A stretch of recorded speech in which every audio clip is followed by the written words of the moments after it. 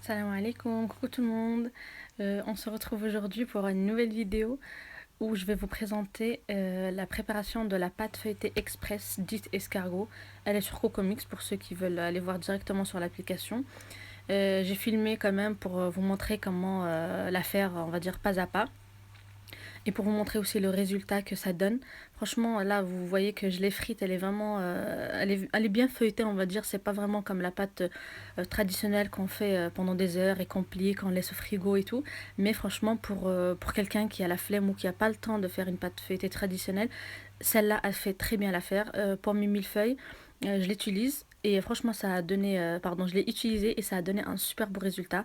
Elle est croquante en bouche, c'est vraiment le résultat que j'obtiens d'habitude quand je fais avec des pâtes feuilletées achetées dans le commerce. Donc, je vous laisse avec la recette.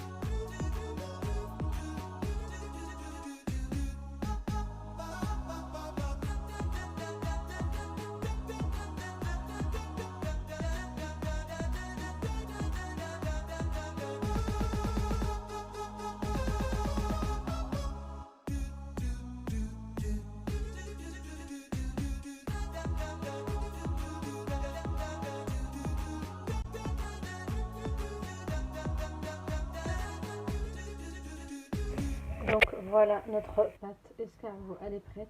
Là, il lui manque 20 à 30 minutes au frigo et après, elle sera prête à l'utilisation.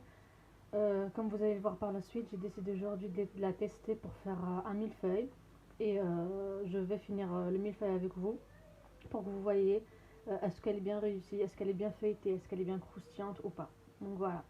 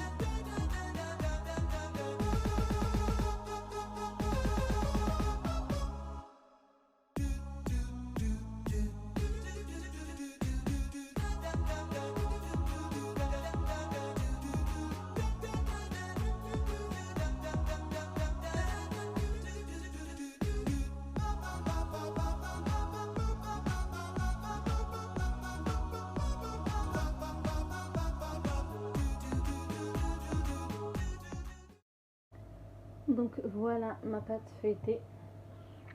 Vu que moi je veux en faire un millefeuille, j'ai fait des galettes comme ça en forme de rond. Je vais juste vous montrer en fait si elles sont bien, si elle est bien feuilletée ou pas.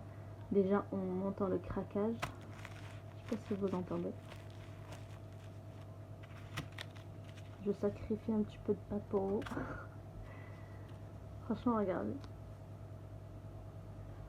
Je sais pas si on voit ici. Franchement elle est bien feuilletée et je sais pas si on entend. Regardez. Il est où l'autre morceau? Il est là. Donc voilà. Elle est bien feuilletée. Je suis surprise franchement du résultat. J'ai toujours hésité de me lancer dans la pâte feuilletée justement parce que c'était super long et tout le monde disait que c'était super compliqué. Du coup, je pense que je n'achèterai plus mes pâtes feuilletées et je ferai celle-ci de la pâte express escargot.